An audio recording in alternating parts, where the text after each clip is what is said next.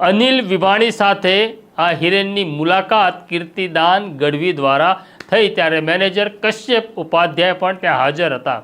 Meeting થાય છે અને અનિલ વિભાણી કહે છે કે પૈસા પાછા આવશે અને તમે ગુજરાતમાં રોકાણ કરી શકો એવી વ્યવસ્થા પણ છે।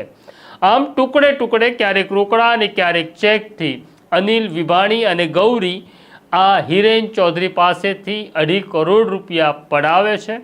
એ આશાએ હિરેન પૈસા ચૂકવે છે કે કેનેડામાં ફસાયેલા મારા પૈસા પાછા આવશે, પણ એવું થયું નહીં।